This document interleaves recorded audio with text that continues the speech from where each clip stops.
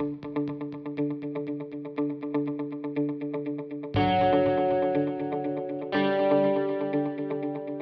good morning. Welcome to the MEDREG Forum, which has the theme of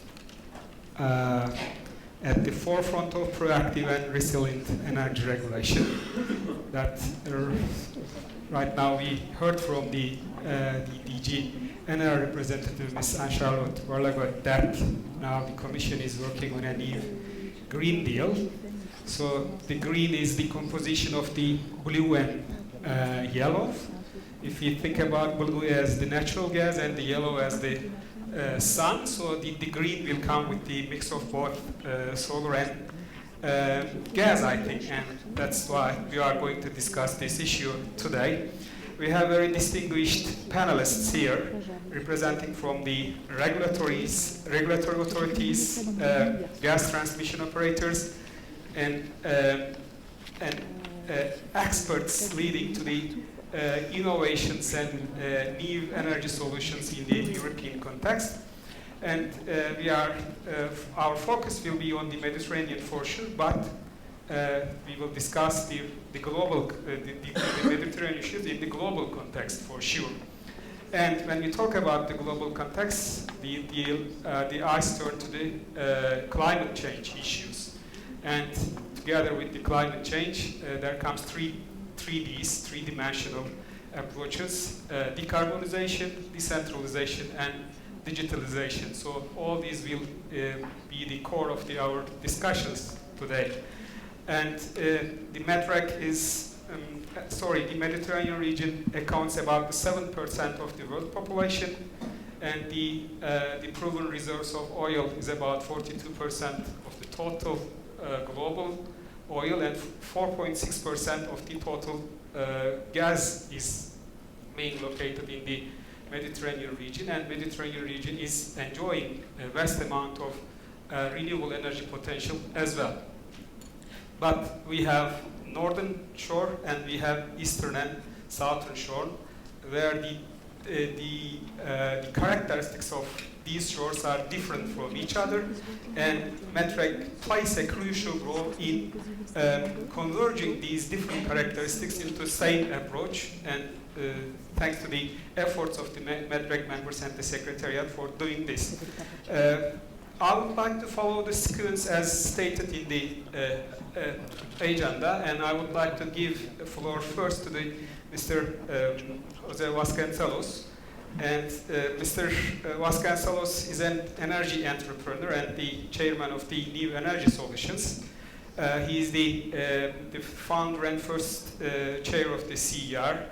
He is the founder of one of the founders of the Ibero-American Energy Regulators Association, and he is one of the who put the first bricks to the Florence School of Energy Regulation. Also, he's a very well experienced expert in energy sector, and both in the technological side and mostly in the regulatory side.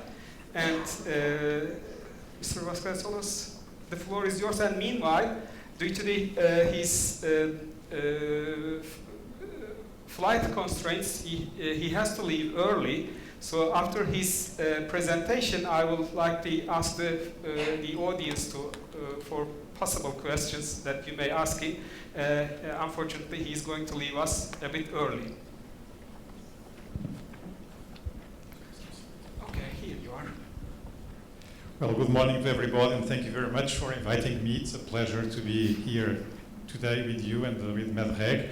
I had the honor and the privilege of being one of the first sponsors and being present at the foundation of your organization. I'm very proud of it, and I see that you are doing an excellent job, and I wish you also all the best for the future with the support of the European Commission that has been restated once again, and it's indeed very useful. My apologies for having to leave the room, but the organizers knew that I had a previous commitment in Berlin this afternoon, so I apologize for not being able to answer your questions and participate in the discussion afterwards. My apologies. Also my apologies because I'm not going to talk about renewables or gas. I decided to do a step back and to try to look at these things from a different perspective and to try to think together with you about what is the role of regulation nowadays, where these issues of renewables and gas then play indeed a very important role. Well, and first of all, I think that we need to think about the energy transition we are experiencing as a three-dimensional path. Very often we reduce the energy transition to the decarbonization dimension, but we should think about how to integrate national markets. The internal European energy market has not yet been accomplished, neither in electricity nor in gas. And of course, the Mediterranean market is also not accomplished. So we have some work to do here.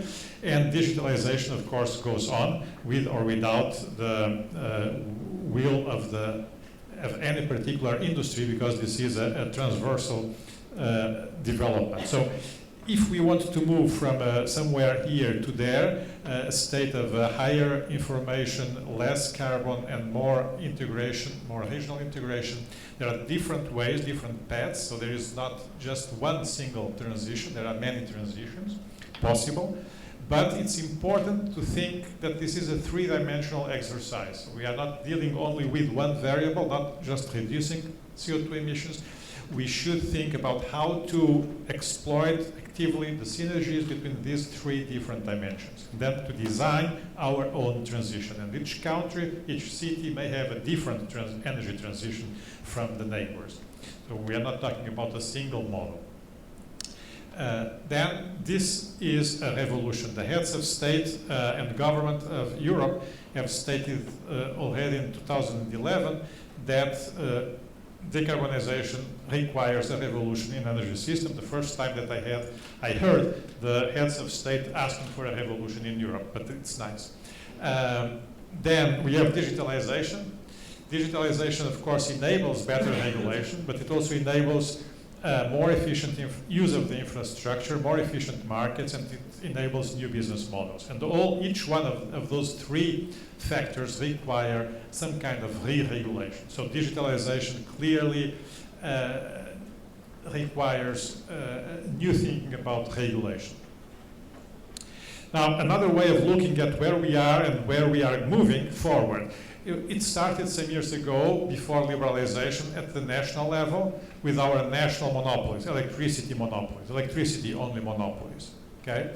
Then we had the decision here in Europe to integrate the national markets into a single market. So to liberalize national markets and at the same time to integrate those markets at European level.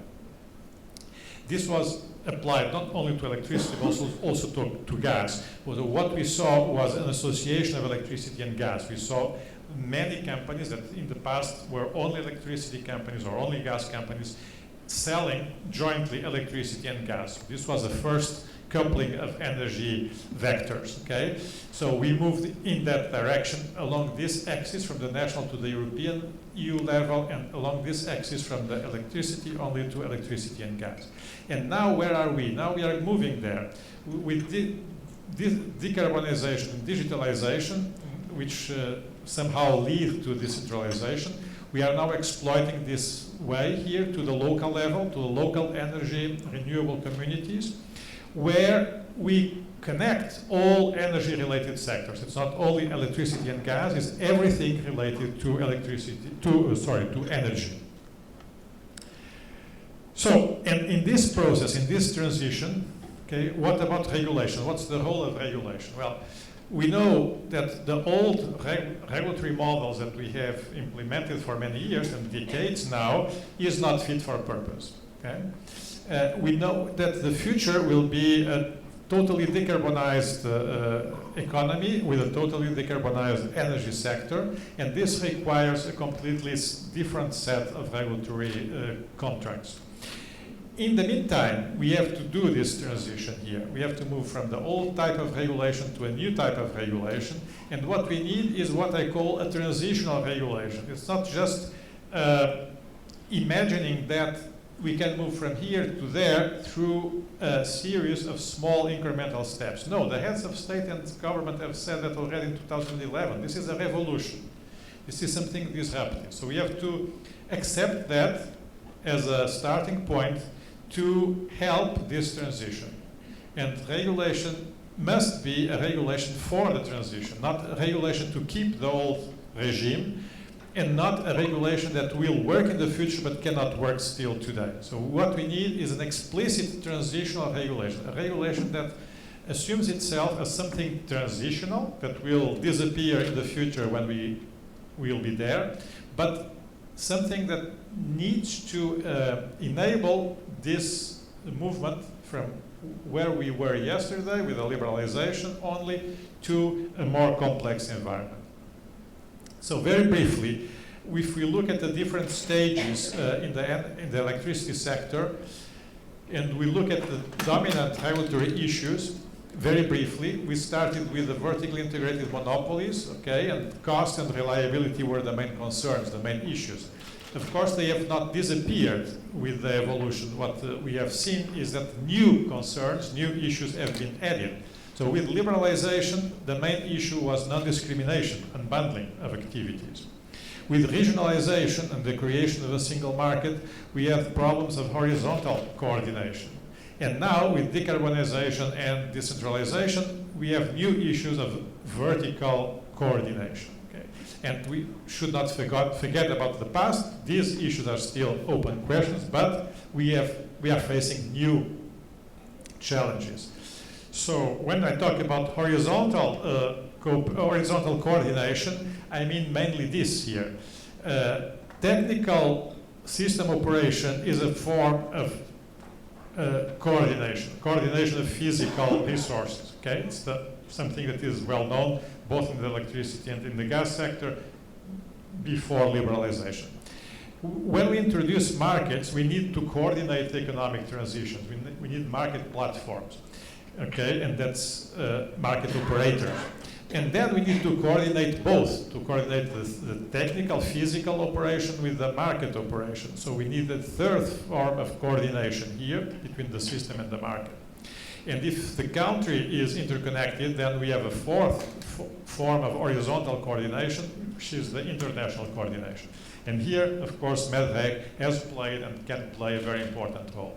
Nowadays, we are facing a different type of horizontal coordination. When we come to the local level, okay, we see today electricity becoming a platform that can efficiently bring together all energy-related sectors. You remember that I said before that we now need to think about all interconnected sectors, not only the traditional generation with gas or renewables, but also district heating and cooling, waste to energy, so it has to do with waste management, electric vehicles, which have to do with sustainable mobility, demand participation, storage, centralized or decentralized, and so on. And electricity is the easiest way, the most efficient way to bring together all these sectors at the local level.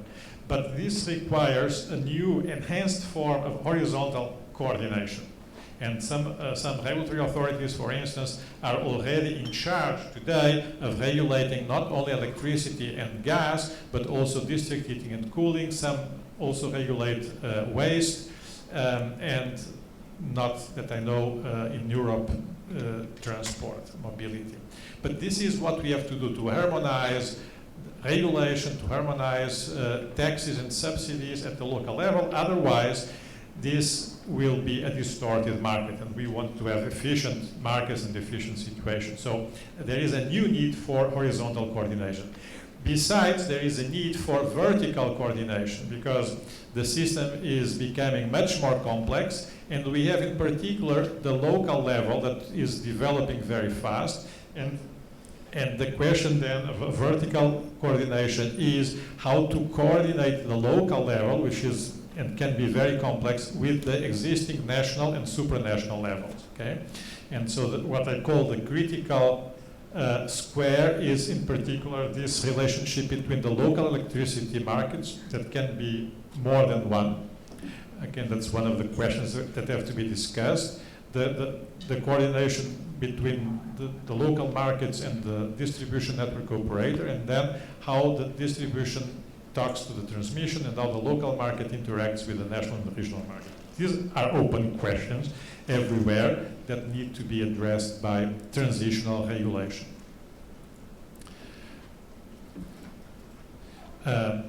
My message here is that what we have seen with liberalization was an increase in the market complexity, but not so much increase in technical coordination, in technical complexity, sorry. It has been relatively easy to cope even with large amounts of renewable, even with 40, 50, 60% of renewables. Managing the system technically is not a big problem. Economically, in terms of the market, yes, we know that this has disrupted the traditional marginalist markets, but that's another story. So what we have now with the transition towards a low-carbon energy system, what we see is a much higher increase in the technical complexity. Of course, the market complexity is also increasing. Markets are becoming more sophisticated, also at the local level, and we have to integrate local with national markets. But the big challenge here is on the technical side. And final, it's a difficult time for regulators. It's not easy to interpret the relevant public policies and to translate those policies, combining with the knowledge about the relevant industry structures, into a regulatory policy. And so my suggestion my advice to regulators is don't be afraid of the difficulties and the complexities of the real world. All you have to do is to interpret what is requested from you today and to translate your interpretation of what's your mandate today into a clear regulatory policy. And if you are wrong, the legislator or the stakeholders will tell you, no, that's not what we mean, and you have to change your policy. And this is a matter for discussion. What is not good is not to have an explicit regulatory policy, is to avoid addressing those crucial questions and to do business as usual, because business as usual does not work, does not help the energy transition. So we have to be explicit about the changes, the pace of the change of the transition, the goals, the different phases, how to proceed. And and then the last question is how to assess the regulatory delivery, not only in terms of efficient tariffs, which was the core business of regulation for many years. It's not just today, regulation is not just today about setting efficient tariffs, it's also about complying with complex public policies. And therefore, the exercise of assessing regulatory delivery, assessing the quality of regulation, is becoming more complex. And I was asked by the Florence School of Regulation to organize an online course on regulatory delivery. It was a request by the Brazilian regulator, by the way. And I think that's something that might be useful for the Mediterranean also to think about ways, practical ways of assessing regulation. Thank you very much for your attention. And again, I'm very sorry for leaving you, but my email is here. I'll be glad to interact with you. Do we have 5 minutes more? Or are there any questions to the panelists? Okay, there is a question over there. Okay.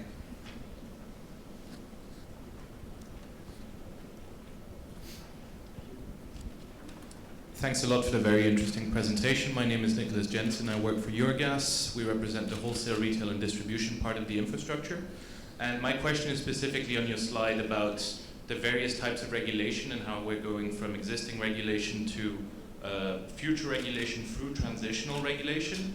And I guess my question is very often, at least when you think about infrastructure and investing in certain types of vectors, of course we're thinking now about decarbonized and renewable gas. You have to think over a certain period of time, and when you invest in infrastructure, you also have to make sure that you think over a certain period of time of 30, 40, 50, even 60 years.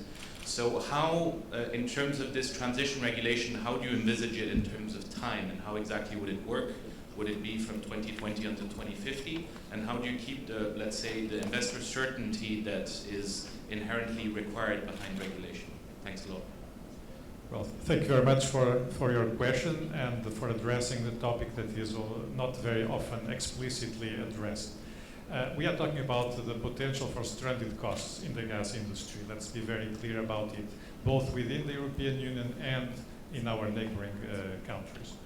And this is not something new. We had a similar issue with electricity liberalization, not only in Europe, but also in the United States and in other parts of the world. And what we learned from managing this in the electricity sector in the 90s was that, first of all, the problem was not as big as many people have imagined. If you look at the first electricity directive, there was a provision for member states to apply for exemptions and to handle stranded cost problems. The number of countries who have really applied that provision is extremely limited. And even the countries who, which were not very enthusiastic about energy liberalization did not make use of that provision. They found ways of solving their potential risks in other ways. So we should not overemphasize the risk of stranded costs in any network industry. This applies both for electricity and for gas. Having said that, if we have a clear goal of getting a fully carbon neutral economy and society in the near future, we must be coherent with that, and we must prepare our transition towards that goal. Does this mean investing on possible alternative fuels that might mitigate the inconveniences of having less natural gas flowing through the pipelines? Well, this is something that has to be proved. I'm not so sure about that. That's my personal view. I think that with digitalization is much cheaper than any other energy technology.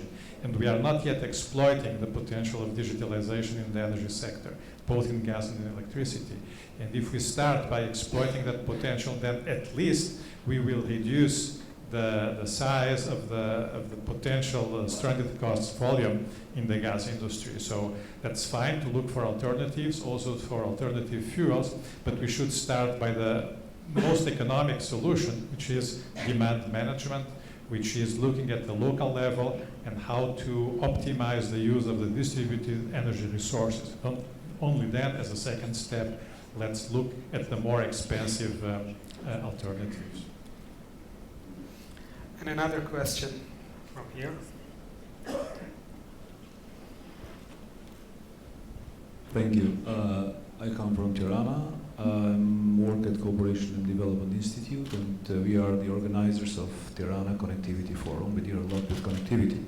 In your last slide, you mentioned market complexity and technical complexity. Quit about good governance complexity of regulatory bodies, especially for countries that are not member states. I'm profiting from the presence of the DGNI representative here to kind of ask you this question. Thank you. Well, as you know, as a former regulator, for me, the governance of regulators is by definition excellent. So the problem does not exist. But being more serious about your question, of course, this is something very important. Not because regulators do not behave properly, but because this issue of vertical coordination poses a completely different set of challenges.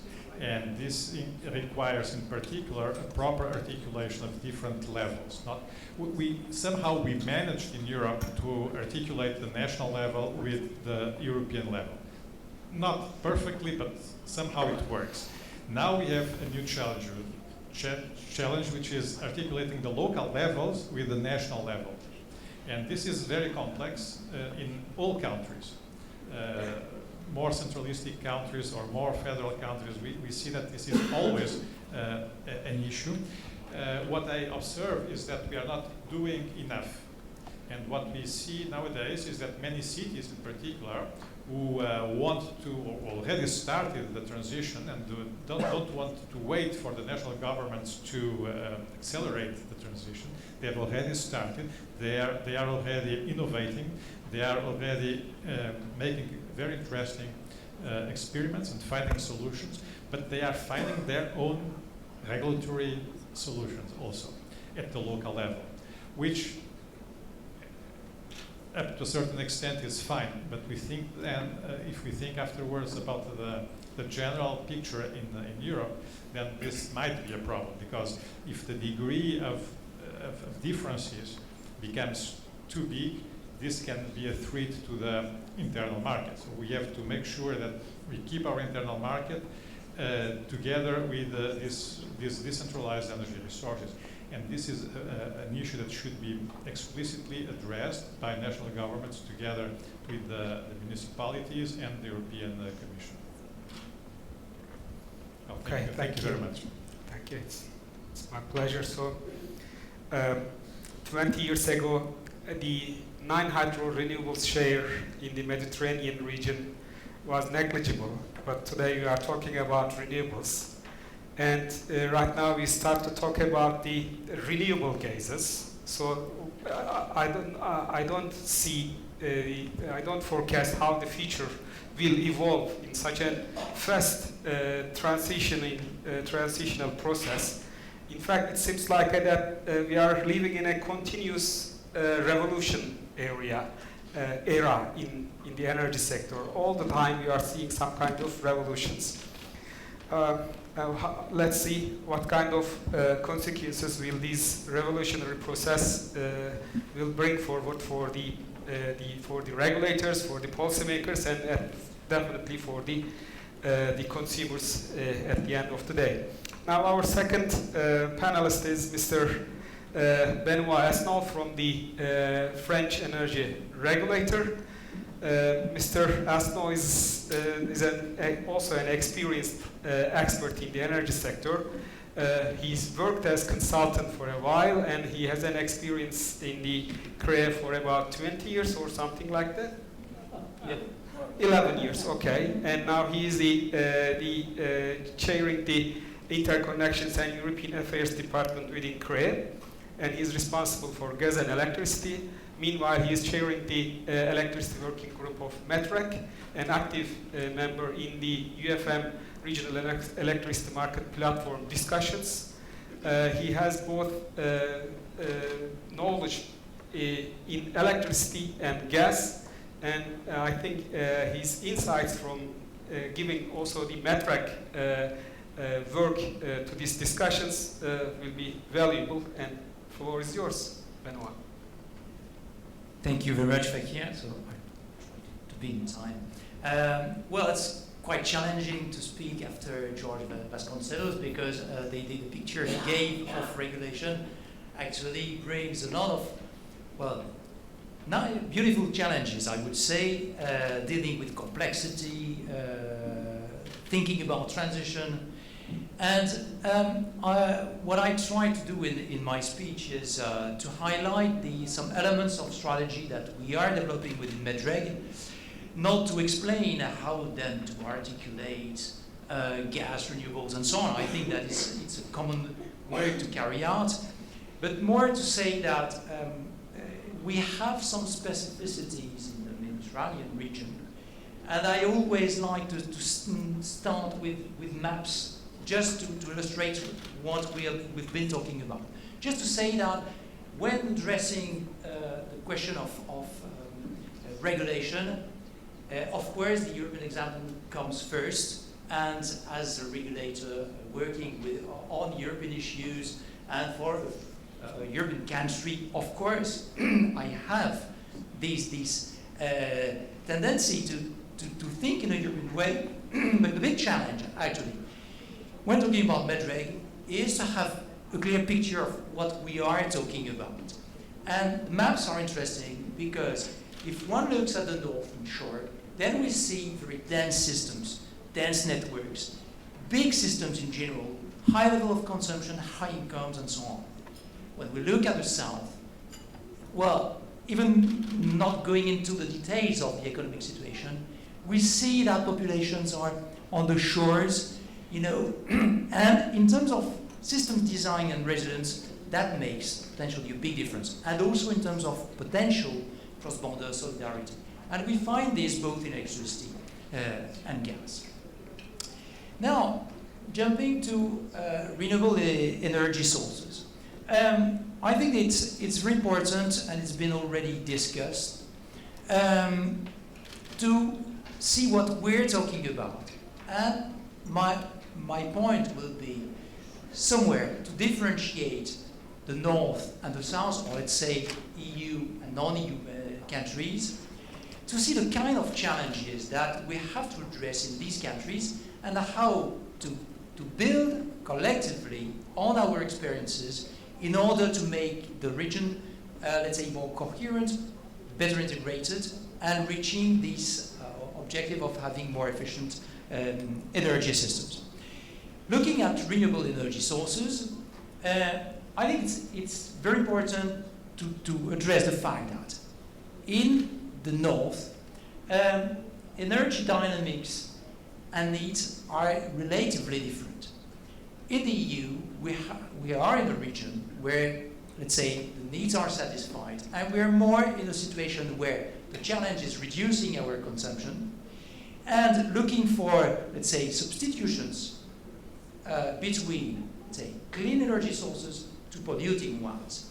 So I'd say the picture is that one. We're starting from a situation where we consume too much, we pollute too much, and we want to change our overall organization. Looking at southern countries, it's always good to have a view to the GDP per capita, and when we look at that, it's an exercise that we're carrying out in some studies within MEDREG. We see that the picture, of course, is completely different because economic development is at the heart of the overall political strategies, and we all know that energy plays an important role in economic development. We have to get that in our minds. And then the relationship to renewable energy sources. In the North, it's more about substituting, while in the South, it's developing complementary energy sources, articulating, let's say, clean energy sources to others which are necessary in all cases to guarantee security of supply. And this is something which is challenging. I mean, we've talked a lot about coal, for example, and gas in non-EU countries, but actually this question of security of supply has also to be included in the picture. So to me, that's a starting point. And we get into some kind of complexity, probably not exactly the kind of complexity that George was talking about. Then, from this, the big point is about renewable energy sources integration in the systems. What we see in the EU, and I mean it's crystal clear, and I think it's really a great ambition to be the leading continent for the next decades on this path towards decarbonization, which we all agree that it's absolutely fundamental. But we have collectively a coherent legal system where we can share some joint objectives, and we can rely on very, let's say, solid and resilient energy systems. And when George mentioned the integration of energy sources, of renewables in the energy systems in the EU, saying, well, that's not necessarily that complex. Actually, we could deal with this. We should not forget that it was facilitated by the fact that we have big systems, and we're starting pouring low levels of renewables and progressively increasing the amounts of energy.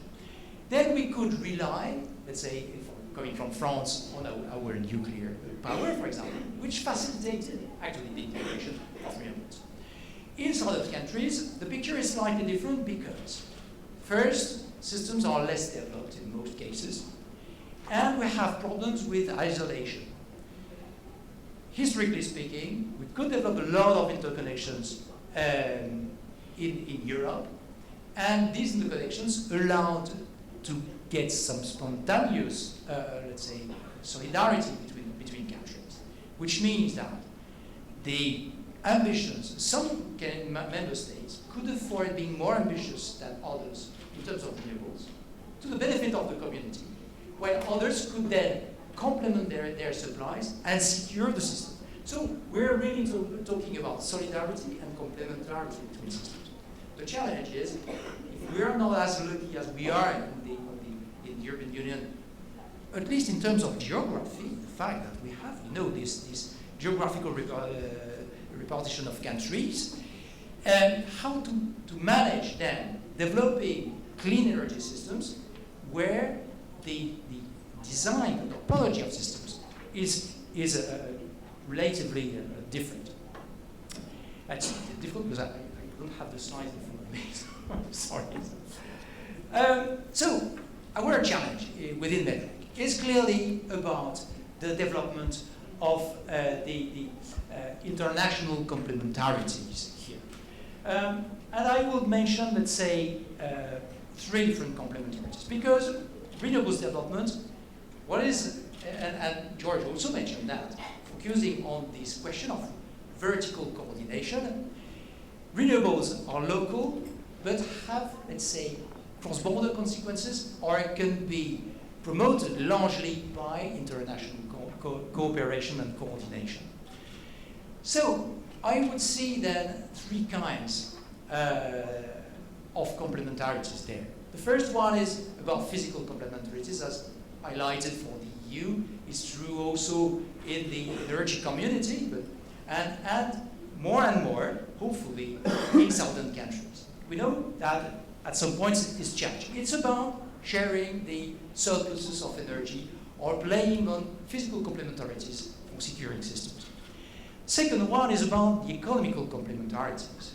I think that from the EU side, it's of course crucial to address this issue, which is about first commercial relationships, so facilitating the economic valuation of new energy sources, but also opening doors for, let's say, for example, productions in the south being valued in the north. It's a very important element, of course, of these overall strategies of renewables development. I would particularly have the example of Morocco, which has this kind of strategy, long-term strategy. And the third, and this is probably where MEDREG has even more importance, is about the institutional complementarities. 2 kinds of complementarities. The first one is, of course, to make international systems work, we need to have complementary systems. The rules of the game should be compatible on both sides of borders. That's the first point. And the second point is more about the sharing experience and building on the know-how that we have developed in the north, but not only in the north, but also in the south, to have this awareness of problems and, of course, well, hopefully solutions. And I will finish there about our strategy as Mediterranean energy regulators in this context. Here, clearly, MEDREG's approach is about this know-how sharing. That's the meaning of the cooperation we've been developing during this past decade. The first thing is that the approach is clearly inspired by the EU example, with this starting point of developing some regional systems and, let's say, Mediterranean interconnected energy system. But then from this, let's say, kind of target model, we get into the substance and the details of the organization. And if we look at the renewables development, and at some point I will converge with George's presentation, hopefully, I would identify 3 big challenges. The first one is dealing with internal topics, internal regulation, and we have this question of how to foster the integration of renewables. We know there are lots of technical challenges, regulatory challenges. We have an experience in the EU that we can share with the other countries in the region. The second aspect is about cross-border integration. We have some interconnections, and how to make them work to facilitate then this development of renewables and development of energy systems. And then the third one, which also I think is a crucial one, is about investment. As regulators, we're mainly focusing on infrastructures. Then the big question is how to have an appropriate development of infrastructures. George mentioned the question of stranded assets. here I would say it's not the topic because the needs are growing, but it's more to have all the rules that allow to have a safe investment climate. And I want to finish on the example that we are working on, also with the framework of the UFM, and which I think summarizes these different issues about elaborating the concept of projects of common interest. We're elaborating this. The concept is quite clear in the European Union because we have shared objectives about creating a single market. We are also reflecting in the Mediterranean region about how to characterize this concept of common interest. And I think that developing these solidarities and making the system more resilient is probably the starting point. Thank you. Thank you, Benoit. Yeah, it's important to secure the supply. It is important to secure the demand. Yes, for sure, secure the investments. And I think it's important, more important, to secure the regulation. And if we refer to the Mr. Vasconcelos' presentation that he named as critical square, in this critical square, first of all, the vertical integration or the vertical coordination will play a crucial role that will highlight the way forward for the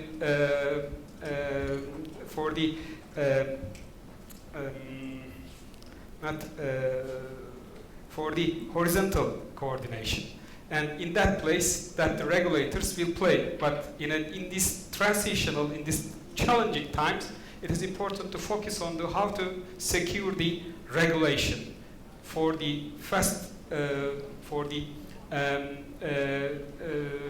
optimum use of renewables and the gas in our region, where the demand is going to increase, especially for the southern shore Mediterranean countries. Okay, would you like to say? Yes, so two words on that. I think that nowadays we have to articulate security and creativity. Yeah. We have to be creative while providing security, and that's the big challenge. There was a question from an Albanian representative on complexity. I think in this respect, we should also have some systems which are understandable. Complexity has been mentioned, but on the regulatory side, I think it's important at least to have clear objectives. Rules may be complex at some point, but what we are doing has to be understandable, I think. Okay, thank you. Now I will come to our third panelist, and a non-regulator panelist, Mr. Laurent Thery from the GRTgaz, and he's the Senior Vice President for International Business Development working in the GRTgaz.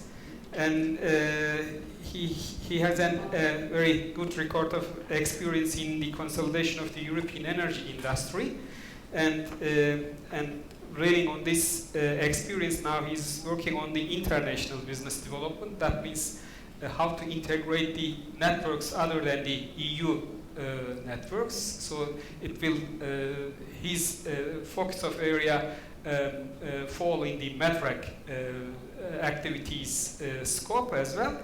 And he used to work in GDF for infrastructure activities in his past career, and he launches several initiatives in the field of green gases.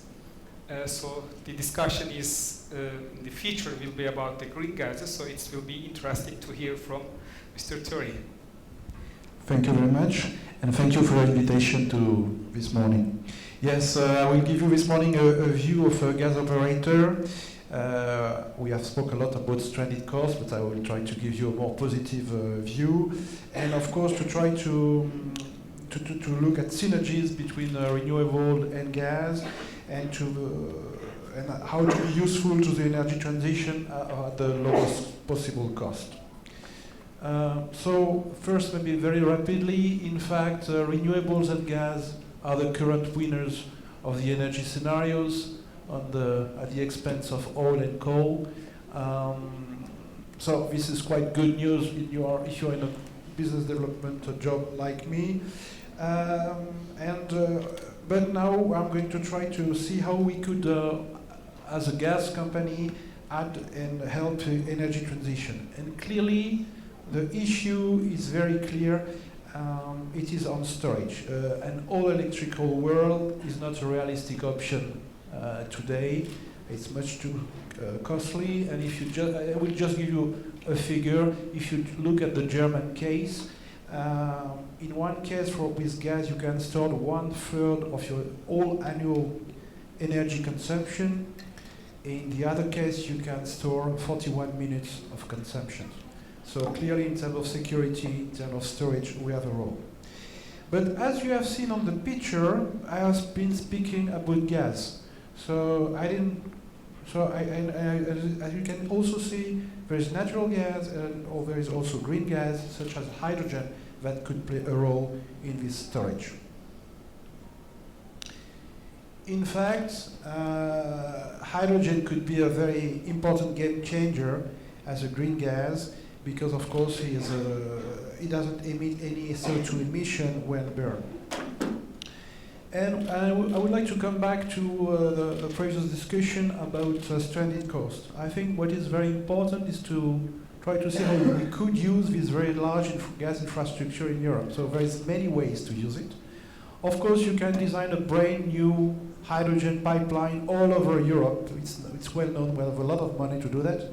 So maybe one good solution would be to start to use what you have, to start maybe blending, like we are doing in biomethane, and blending some hydrogen. There's a lot of works actually working on that, putting 5–10% of hydrogen within our gas network. It would be a very, very good way to start, and very economical, because as we have seen in France recently, energy transition is very important, but it has also to be affordable for common people. And the good news also is to go for solutions that on the long run are cost effective. And the good news about hydrogen is that we can see that green hydrogen could be very cost competitive to grey hydrogen very soon, just in a few years' time, when the situation you will reach industrial scale and not just as today very pilot and very early stage scale. And now I would like to come back to our focus, which is Mediterranean basin countries. Of course, the very good news is that the southern part and all the Mediterranean basin countries are very well placed to produce hydrogen, green hydrogen, because due to the wind and of course solar potential of all these countries. So this is quite a good path for the future, in my view, to work on that. But I would like to end up with one question, which was maybe something I will not answer it today. I was talking with very large industrials in Northern Europe, steel industry, ammonia industry, and they were talking about energy transition, and they just told me, well, we have been quoting what it would cost to change the steel industry to a green steel industry in this northern country, 10 to 15 billion euro.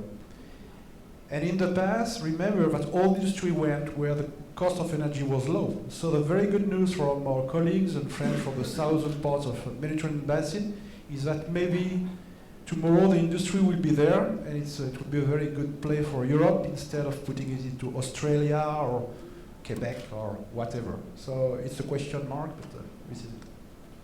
Okay, thank you. You mentioned about the game changer. It was interesting to hear this word several times. We heard the game changer quotation for the unconventional gas, for the new discoveries, for the fast-growing renewable technologies. And right now we are talking about the decarbonization of gas. It's a very interesting time that we are living in as the energy sector.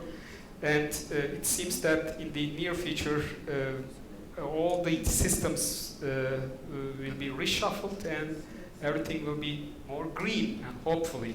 And let's see how all these discussions are put in the implementation from a MEDREG member point of view from the Jordan, how the Jordan is developing its renewable energy market infrastructure. Now our last panelist is Mrs. Engineer Wijdan Al-Rabadi. Ms. Al-Rabadi is the Deputy Chairman of the Energy and Minerals Regulatory Commission of Jordan.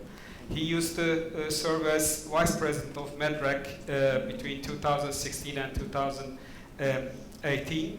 He has a Master of Science degree from the Jordan University in the electrical engineering, and she has a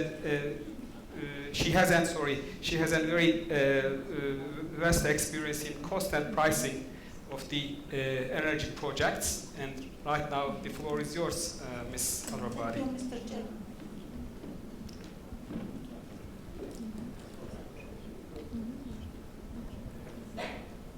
Good morning, everybody. My presentation today, before I start for the Jordanian case, I want to have a look regarding the worldwide, what is the situation for the investment in the natural gas or the other sectors related to energy resources. From the World Energy Investment magazine, I found that in 2018, the global energy investment was 1.8 trillion after 3 years of decline, and China was the largest investment energy market. If we look to the screen, we can see for the power sector, there is a decrease by 1%. For the oil and gas, there is an increase by plus 1%. For the energy efficiency uses, it is stable. For the coal supply, it is increased by 2%, while for renewables and for transportation and heat, it is decreased by 1%.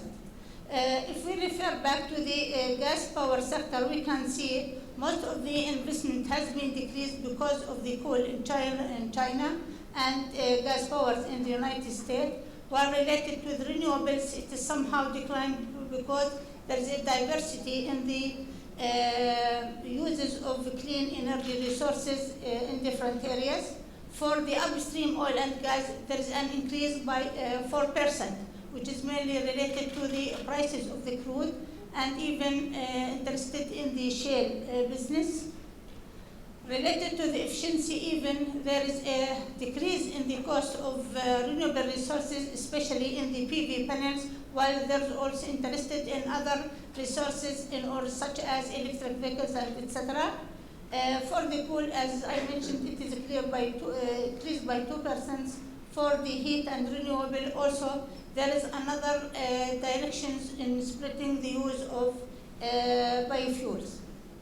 If we refer to our local case as a Jordanian, we face many challenges. First of all, lack of conventional energy resources, high dependency on imported energy, and even there is a significant increase in the primary and electricity generation demand. In order to achieve our goals, we have to concentrate on increasing our local share from energy mix. So this can be expanding using the development of renewable energy resources and developing our natural gas field in the eastern part of the country.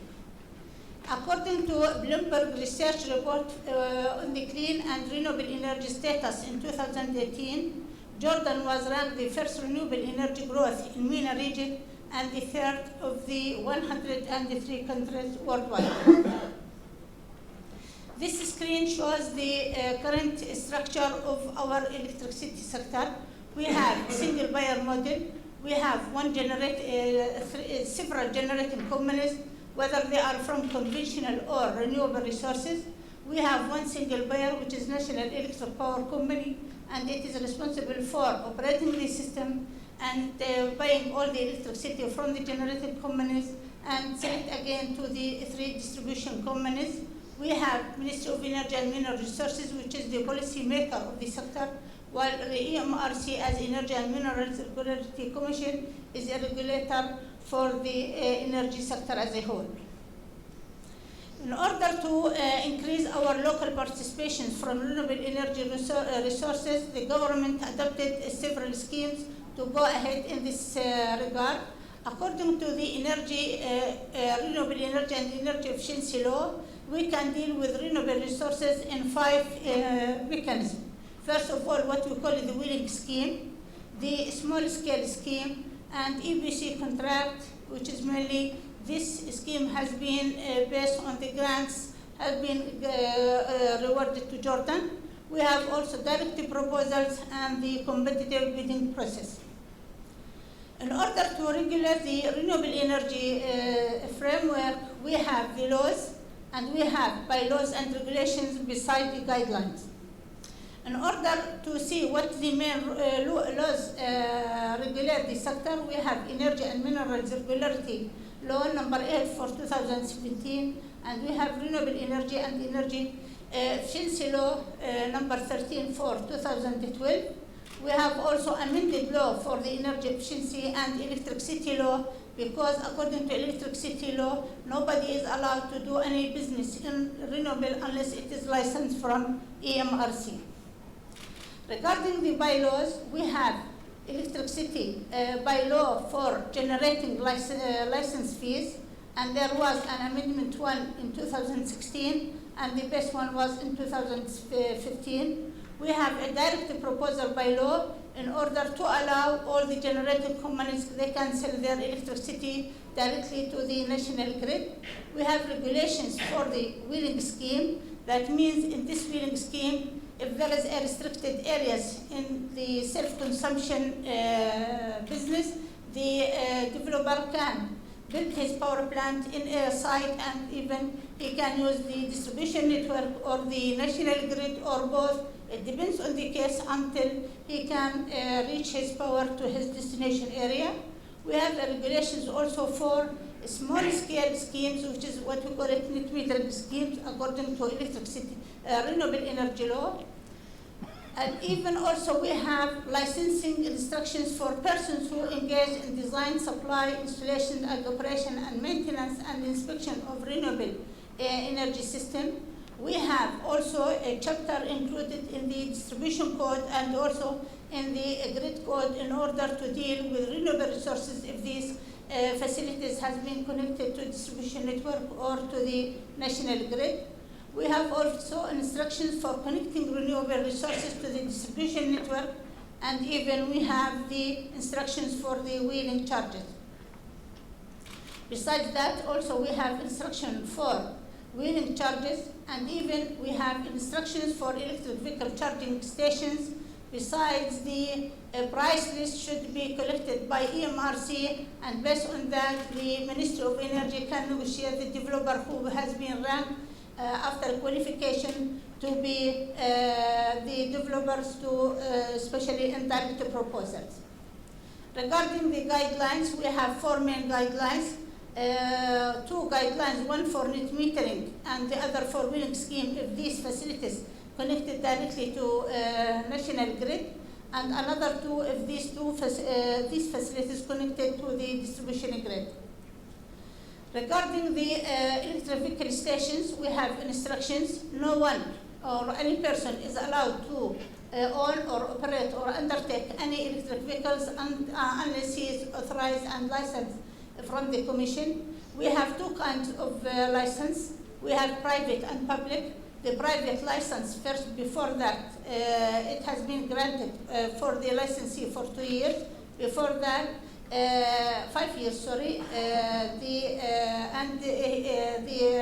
developer can have a permit for 5 months, while for the private, the permit is 3 months, and after that, he can be licensed for 2 years.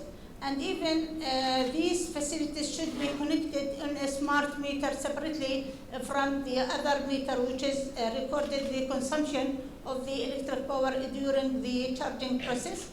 And even in our instructions, it is allowed that if these facilities connected directly to renewable resources, our instructions allow that.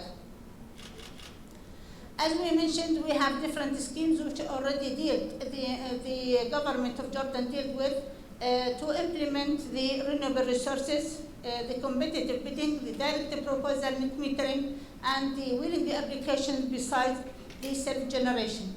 Based on these different processes, we can summarize what up to now we have already.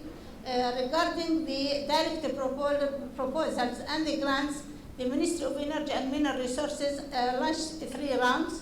Based on these 3 rounds, now we are, as EMRC, licensed 29 direct proposals with a capacity 1,311 megawatt. 22 of these solar projects, and 7 of that they are from wind resources. Now under implementation, now there is another 6 with a capacity around 600 megawatt. We hope that by 2022 we will reach around 2,320 megawatt.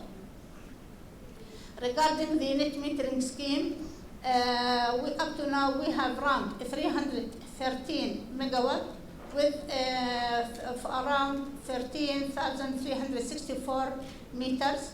And they are also distributed in 3 distribution companies in the north, middle, and the south. Out of these projects, 13 has been licensed with a capacity around 53 megawatt. And when we see here that there is a license, that means according to electricity law, no any power plant can be greater than 1 megawatt. It must, by the law, should be licensed from EMRC. For the wheeling scheme, we have up to now 158 megawatt with around 178 meters. 33 of these projects has been licensed with a capacity around 140 megawatt. Regarding the electric vehicles, also we have up to now 23 licenses.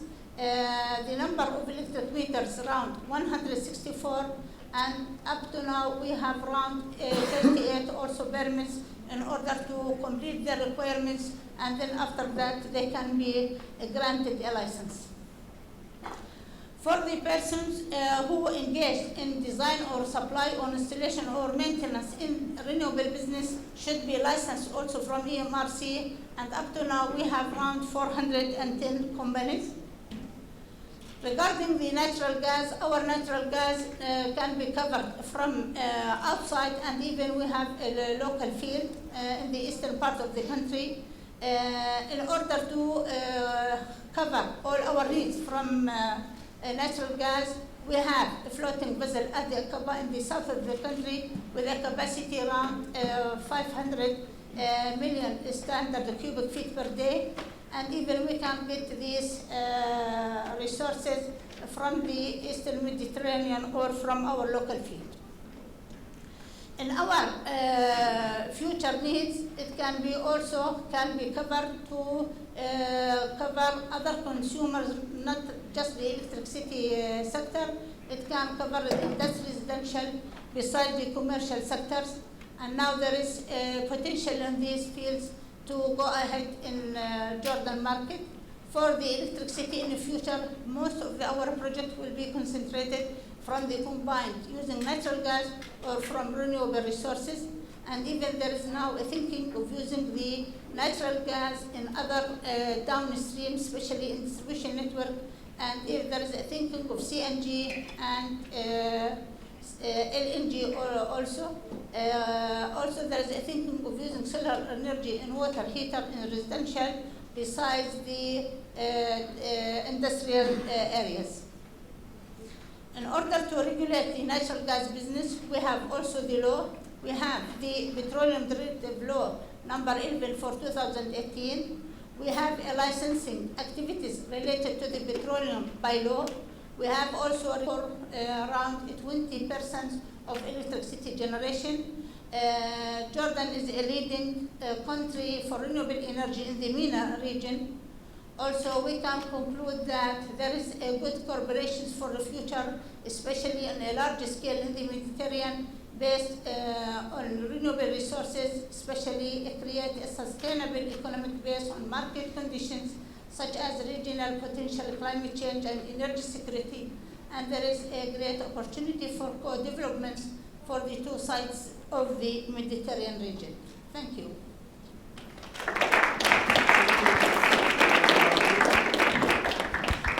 Okay, thank you, Ms. Al-Rabadi. It is important to set ambitious goals, but it is more important to achieve these goals and to foster the actual rate of implementation. And it is good to hear that in the Jordanian case, the regulator has a pivotal role in achieving the nationally set targets. Okay, now the floor is open for the questions. How many minutes do we have? We are already done. How many? For the first part, 5-10 minutes. 10 minutes, okay. Mr. Ahmeti?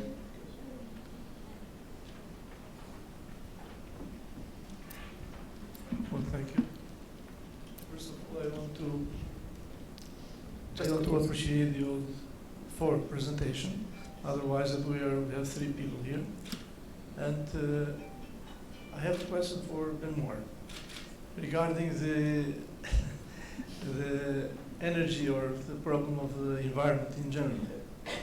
We have a story in our region in Balkan that we have some stricken regarding the power installed of the renewables for the wind and solar panels in general. And unfortunately, it's something that we have discussed in a national point of view. So we have right because they are energy that cannot be managed or cannot be stored till now because of the technology. We have not implemented technology to have deposit of this kind of production. And in the big market like France, maybe that you don't have problems to put in the grid or to manage and to dispatch. In our region, in Balkan area, we have small countries, but in general we needed to cooperate with each other in order to consider the large market of the electricity in order not to disturb the production of this kind of energy that they have some probability. They are not so stable. When we have this kind of resources, we have the production. When we don't have. But it is necessary to have to manage the dispatching of this kind of energy. And I want to underline, or not to propose because it's very hard work to propose, but it is necessary to work on the collaboration among countries of our region in order to create this kind of market where we can permit it in any time the production and put in the market this kind of production that in fact they have a probability of their production. It is not the same like hydro or like nuclear that everything is okay. And in this regard, I believe that it is necessary to launch an idea that we needed to cooperate among the countries of our region because we needed to do this for this kind of electricity. And I believe that in the future it will be something that we can discuss in our organization of MEDREG or in Southeast Europe because we are part of both organizations. This is something that one idea that I wanted to underline and to discuss in the near future, because if we are speaking for the countries that they have a big market of the electricity or in general, they have possibilities to manage this kind of production. But in our countries that are small country, we have problem to manage, and we have some limited in our legislation for the power installed of the permission for installing of the power. But having in consideration that we are in some places that in 1 year we have average 300 days with sun, it is something that we are losing a lot of electricity and in terms of environment. Thank you. Yes, it's not easy to answer your, well, to react to your point because you have addressed many issues. No, but what can I say from let's say, for example, the European experience? An important thing is that's the point I wanted to insist on is when the internal market was created, actually we had a lot of reserve margins. So the system was already very resilient. Doesn't mean that there are no problems. We see there are issues, but the technical standards are very high. I mean, the regulations in terms of security of supply, you know, the non-distributed energy is 3 hours per year. And we have reached these levels, more or less. So we are in systems which are completely safe, I'd say. And we are playing more at the margin to ensure that the standards are met. However, I would say that in Europe there are different kinds of countries. If I take the example of France, I would see France more as a kind of systemic system, in the sense that there is quite some autonomy on the French side, but if you look at neighboring markets, which are much smaller, they are more dependent on their neighbors. So we have the combination of big systems, which can help the others, sometimes disturb also, we have these kinds of stories. But here you see that thanks to also a long-term dynamics, we could build, let's say, a system which is collectively coherent, shared objectives. We know there are still lots of political discussions and disagreements and so on, but it works. In other regions, here the starting point is very different. And so the example of Albania, I think, is very interesting here. And because the key issue is about isolation, but not only isolation. I just want to be back to a discussion we had with MEDTSO some time ago at a workshop, where there were reflections on why the existing interconnections are not properly used. We have these cables, but there is no power in them. And here, the diagnosis is not that easy. One of the points was there are, of course, institutional and political aspects, but more generally, we should be very careful because we have a European vision of interconnections providing solutions, but sometimes interconnections are also a way of sharing problems.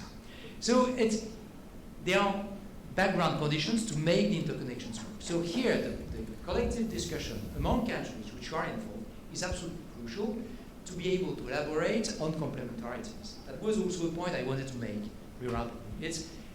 Here we should have the different countries interconnected should have the capacity to mutually, but to help each other in certain circumstances. That requires to have a systematic approach to the network development, the way it works, and then to translate that also in terms of market design.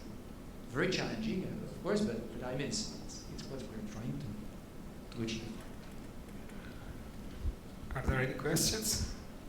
Do you think that the transmission system operators are acting in a conservative way or in a proactive way in further penetrating the intermittent resources? Well, it's difficult to say. TSOs in general are responsible for the security of the system. And so their trend is to have resilient infrastructure. As regulators, we're checking whether they are investing too much or not. And it's natural interaction. I'd say that sometimes we can feel that TSOs are conservative, but it's to ensure that in the end the system is going to work. And this is where the fact that we have regulators, TSOs, market players, and so on, if we arrange a proper dialogue among the parties, the idea is to find some good compromises in terms of the level of development of the system, its resilience, and also having affordable costs. I think it is the strength of the system that we have now with different kinds of institutions cooperating on the elaboration of the design of the system. So cooperation is important. Okay, I think, is there any question? No? We are about to end this session, and now we are entering in a new era, especially with the adoption of probably the European Commission's new Green Deal, that will has consequences not only on the European context but also on our MEDREG non-EU members' national considerations as well. On the other hand, the Paris Climate Agreement is another driver for the transition of the energy sector in our region. But still, we have to keep in mind that, especially in the eastern and southern shore of the Mediterranean, gas will play a crucial role. About half of the electricity is going to be produced from the natural gas in the next 20 to 30 years. And meanwhile, the share of the renewables will also increase. That necessitates more interconnections, that necessitates more infrastructure development. Accordingly, that necessitates more regulation, smart regulation, and flexible regulation. And that regulation should produce affordable solutions for the consumers at the end. And in order to reach all these, to secure this kind of regulation, there is a need for, from my understanding, there is a need for cooperation and collaboration among the regulators and between the regulators and the policymakers and also the system operators, even at the distribution and the transmission level. Thank you for listening us, and thank you for our panelists, and I applaud.